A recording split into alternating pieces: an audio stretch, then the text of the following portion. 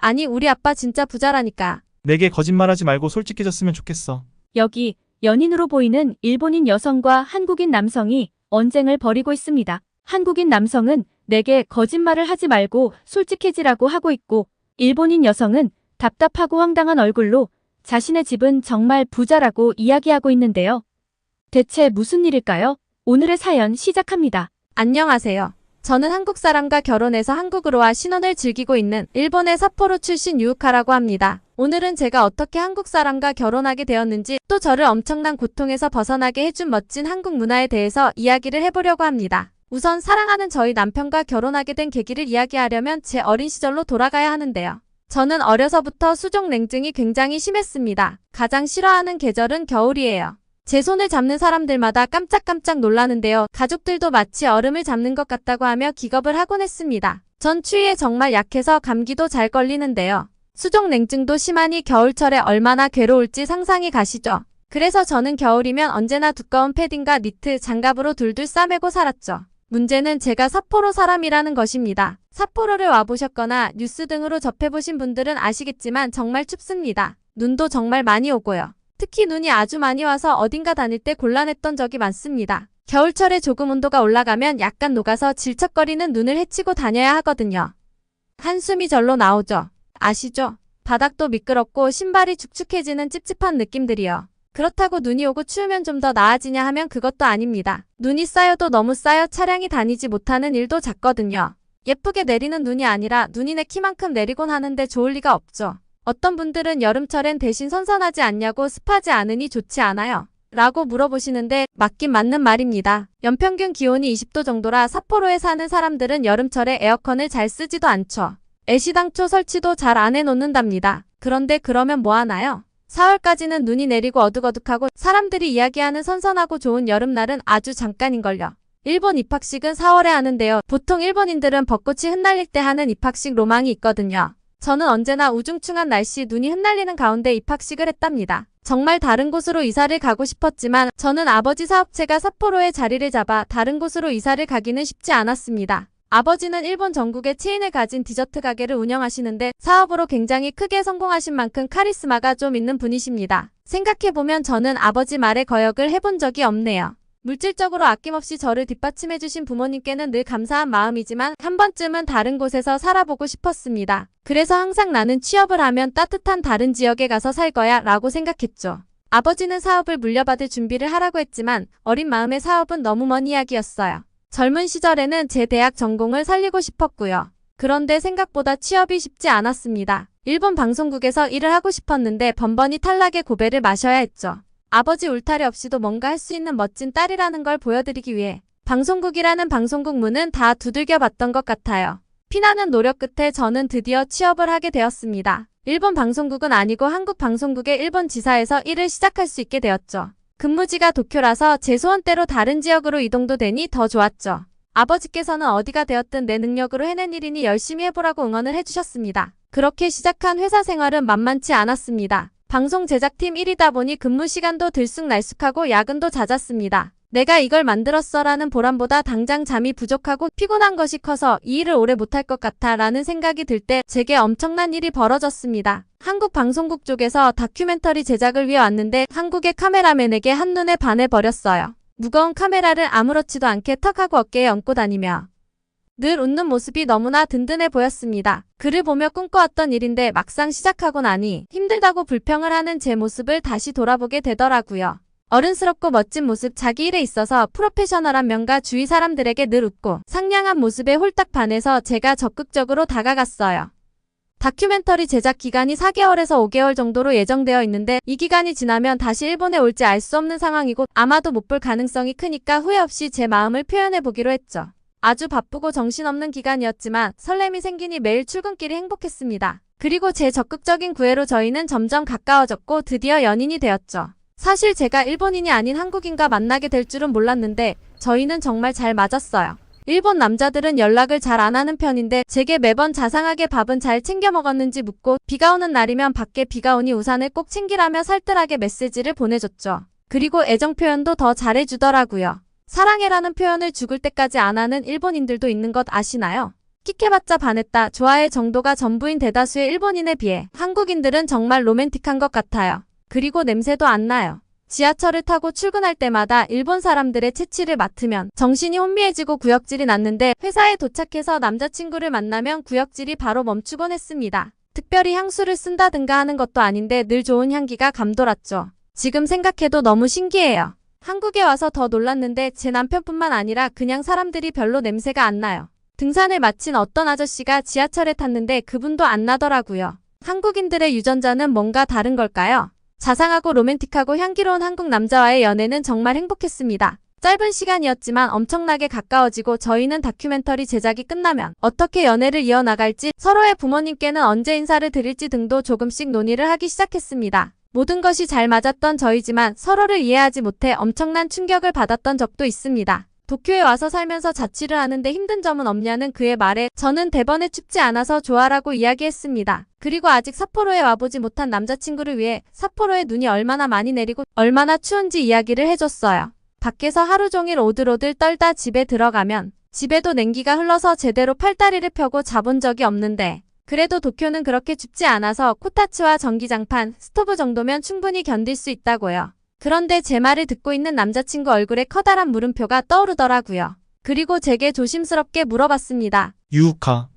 이 질문은 우리가 앞으로 평생 함께할 사이라 물어보는 거니까 불편해하지 말고 솔직하게 이야기해줬으면 좋겠어. 집이 많이 어려워? 아버지께서 사업을 하신다고 이야기했던 것 같은데 아버지 사업이 많이 어려워졌어? 제게 집안 형편이 많이 어렵냐고 한 사람은 이 사람이 처음이었습니다. 형편이 어렵냐니? 제게 돈을 빌려달라고 한 사람은 있지만 너 돈 없냐? 라는 질문은 태어나서 처음 듣는 소리였어요. 그게 무슨 소리야? 내가 처음부터 이런 걸 다 오픈하긴 뭐해서 이야기를 안 했는데 우리 집 앞 지하철역에 있는 디저트 가게 있지? 그 가게 우리 아빠 소유야. 일본 전국의 디저트 가게 체인점을 가지고 계신걸? 유우카, 나한테 거짓말하거나 꾸며내지 않았으면 좋겠어. 추운 지역에 사는데 집에 냉기가 흐를 정도면 힘든 게 맞잖아. 보일러 틀기 어렵다면 많이 힘든 건데 나라에서 도와주는 제도는 없어? 네가 그렇게 고통스럽고 힘든 어린 시절을 보냈다니 가슴이 너무 아프다. 한동안 침묵이 흘렀습니다. 대체 이 사람은 무슨 소리를 하고 있는 걸까요? 저는 너무 공주님처럼 자란 탓에 아빠는 한 번씩 저를 보며 고생을 안 해서 그래 고생을 하고 혀를 차곤 했는데요. 그때 한 가지가 떠올랐습니다. 한국은 일본과 남방 방식이 다르다고 했어요. 저는 어렸을 때 한국 걸그룹인 카라의 팬이었는데요. 카라가 TV 방송에서 해줬던 이야기가 있거든요. 한국은 코타츠를 쓰지 않고 보일러를 떼서 방바닥 전체를 따뜻하게 한다고요. 아주 길게 이야기한 것이 아니고 방바닥 전체가 따뜻해진 집을 본 적도 없으니 이해도 가지 않았던 말이었습니다. 한국은 일본과 좀 다른 난방 방식을 가지고 있나 보다. 근데 방바닥이 따뜻하다니 무슨 말이지? 했는데 남자친구의 황당한 발언에 옛날 생각이 떠올랐죠. 그 이야기를 꺼내며 한국은 일본과 난방 방식이 다르다고 설명을 해주었습니다. 한국은 바닥이 따뜻하다는데 일본은 그런 난방 방식이 없다고요. 에어컨이 냉난방 기능이 있어 겨울에 난방 기능을 돌리거나 코타츠를 쓰거나 전기장판, 전기담요 같은 것들을 쓰고 삿포로는 많이 추워서 전기 스토브나 등유 난로를 추가로 쓴다고 설명해줬죠. 또 일본은 목조주택이 많아 단열이 잘 안 되는 편이라 어디든 겨울철은 실내 온도가 낮다고요. 그나마 저는 풍족하게 자랐고 돈 걱정이 없어 아버지가 집에 단열 장치도 어느 정도 해두고 등유 난로나 전기 스토브를 사용할 때 비용 걱정 없이 썼다고 설명해줬죠. 그리고 제 본가는 비싼 맨션이기 때문에 유카담보라는 일본식 온돌도 설치해놨지만 집 전체에 설치를 하지 않고 거실이나 주방 정도에만 설치하는 것이 보통이라 제 방이 추운 편이고 집 공기도 썰렁해서 매번 떨고 다닌 것이지 결코 집이 가난하지 않았다고 잘 알려주었습니다. 그러자 남자친구는 그럼 일본 뉴스에 나오던 가정집에서 자다가 얼어 죽은 사람 같은 뉴스도 진짜냐고 묻더라고요. 자기는 그런 뉴스를 볼 때 자다가 어떻게 얼어 죽지? 라는 생각을 했다고 가짜라고 생각을 했다네요. 그래서 맞다고 대부분 실내에서 동사를 하는 경우가 많다고 했죠. 보통 지방 기온이 평균 10도 정도로 대부분 일본 사람들이 춥게 산다고도 알려줬고요. 사실 이게 당연하다고 생각해서 나쁘다는 생각도 못했는데 너무 놀라는 남자친구의 모습에 제가 더 놀라고 있었습니다. 제 이야기를 다 들은 남자친구가 제 손을 꼭 잡고 말해주었습니다. 한국 온도를 설치했으면 우리 유우카가 학창시절에 추위로 고생하지 않았을 텐데 힘들었겠네. 일본에서는 비즈니스 호텔에 투숙하며 일을 해서 일본 가정집을 경험하지 못해 내가 다 이해하지 못한 부분이 있었어. 해프닝 아닌 해프닝은 그렇게 정리되었지만 그때부터 저는 온돌에 대해 궁금한 점이 많아졌습니다. 방바닥 전체가 따뜻하다니 어떤 느낌일까?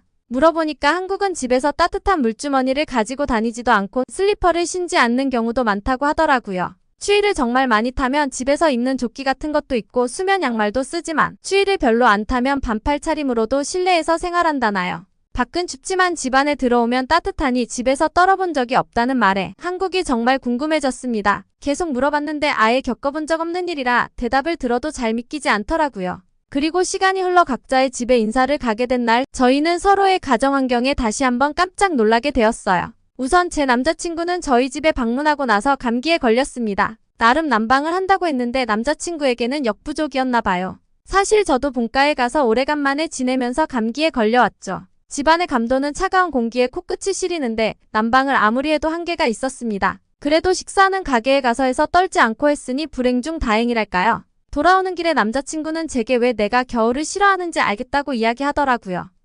집안 공기가 이렇게 냉랭함이 감도니 편하게 쉬긴 어렵겠다고요. 저는 어땠냐고요? 딱 이맘때쯤 12월을 코앞에 두고 한국을 방문했었는데요. 제가 추위를 많이 탄다는 이야기를 미리 전해둬서 남자친구 부모님께서는 집을 아주 따뜻하게 해두셨더라고요. 방바닥에 발을 딛는 순간 그 따뜻함에 몸이 녹아내리는 것 같았습니다. 제가 온다고 해서 특별히 더 따뜻하게 해놓았다고 하셨는데 집안에서 반팔을 입고 계시더군요. 최대한 얌전하게 보이고 싶었는데 너무 신기한 모습에 표정 관리가 안 되어서 부끄러웠습니다. 남자친구 부모님께서는 제가 너무 놀라고 좋아하니까 공주님이 방바닥 따뜻한 걸로 감탄하면 어쩌냐고 너는 한국에서 살아야겠다고 하셨어요. 일본 집들은 겨울에 춥다며 추위를 그렇게 싫어하고 수족 냉증이 심한데 어떻게 온돌방 아닌 곳에서 살았냐고 하셨죠. 그러게나 말입니다. 온돌은 직접 경험해보니까 벗어나기 힘든 마력이 있었습니다. 일부러 바닥에서 자보았는데요. 돌판에 구워지는 말랑말랑한 치즈가 된 느낌이었어요. 앞뒤로 옆으로 굴러가며 노릇노릇 구워지는 느낌은 환상적이었죠. 저희가 결혼 후 어디에서 살지 논의를 할 때 한국으로 결정하게 된 최종 이유의 온돌이 결정적이었습니다. 그 정도로 이건 신세계였어요. 결혼식은 일본에서 한 번, 한국에서 한 번 이렇게 2번을 했는데요. 결혼식 전 남자친구는 또 한 번 제게 감동을 안겨주었습니다. 저희 부모님께서는 너희들만 잘 살면 된다고 돈으로 부족함 없이 지원해줄 것이고 그건 내게 아무런 부담이 되지 않으니 돈 받은 걸로 신경 쓰지도 말고 뭔가 선물을 한다든가 하는 일은 하지 말라고 하셨는데요. 남자친구가 깜짝 선물을 준비했더라고요. 삿포로 본가에 갔는데 집이 뭔가 달라져 있는 것 아니겠어요? 알고 보니 남자친구가 아버지에게 따로 연락해서 본가에 온돌을 설치하면 어떻겠냐고 했더라고요. 아버님께서 지원해주신 돈이 아니라 본인이 결혼을 위해 모았던 돈으로 선물을 드리고 싶다고요. 알아보니 일본에도 유카담보가 아닌 한국의 온돌이 조금씩 퍼져서 한국식 온돌을 설치할 수 있다며 아버지를 설득했다고 하더라고요. 유우카가 추위를 많이 타니 이렇게 설치해두면 본가에 왔을 때도 좋을 것이고 아버지 어머니도 1년의 절반이 눈이 내리는 추운 곳인데 훨씬 살기 좋을 것이라고요. 등유난로나 전기 스토브를 쓰면 난방비로만 최소 60만원 가까이가 나가는데 온돌은 똑같이 틀어도 15만원에서 20만원 수준이니 훨씬 경제적이기도 하다고 했다네요.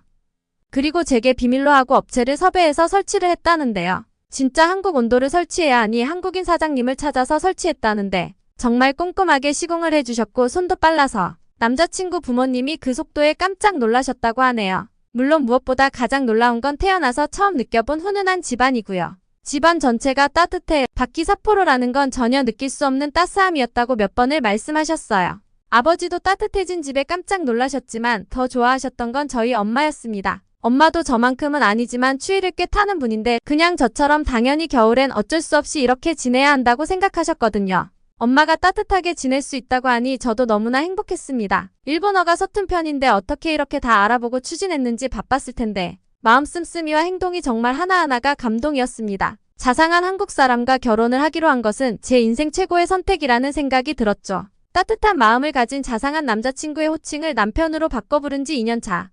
한국의 겨울은 삿포로 출신인 제게도 완벽히 적응이 안 되는 엄청난 추위입니다. 한국 겨울 날씨는 정말 대단하더라고요. 하지만 온돌 덕분에 저는 감기에 시달리지 않고 완벽하게 따뜻한 겨울을 보내고 있습니다. 집에서 반팔티만 입고 있는 사진을 SNS에 올리자 다들 부러워하더라고요. 제 친구들이 자기도 한국인과 결혼해야겠다며 난리랍니다. 참 그리고 일본 집에 온돌을 설치한 뒤 아버지께서는 자랑을 하기 위해 지인들을 자주 불러서 집에서 식사를 하곤 하신다네요. 원래 집으로 누군가를 부르시지 않는 분인데 온돌도 자랑하고 한국인 사위도 자랑할 겸 부르나봐 하는 어머니의 제보가 있었습니다. 이런 멋지고 완벽한 온돌을 놔두고 일본 사람들은 왜 그렇게 바보같이 춥게 살까요? 한국에서 배워올 수 있는 좋은 문화들이 한류 바람을 타고 일본으로 많이 들어오는 요즘 일본식 온돌인 유카담보가 아닌 한국의 진짜 온돌이 더 알려져야 하지 않을까 하는 생각입니다. 요새 날씨가 갑자기 매서워지며 이제 진짜 겨울이라는 것이 느껴졌는데요. 겨울에 따뜻한 방바닥에 당연한 듯 누워있다가 이게 당연한 것이 아니었던 옛날이 떠올라 이렇게 사연을 보내봅니다. 오늘은 한국 온돌에 감동받은 일본 여성의 사연이었는데요. 오늘의 사연 어떠셨나요? 오늘의 사연이 마음에 드셨다면 구독과 좋아요를 눌러주세요. 여러분의 구독과 좋아요는 계속해서 좋은 사연을 소개할 수 있는 힘이 됩니다. 이상 감동저장소였습니다.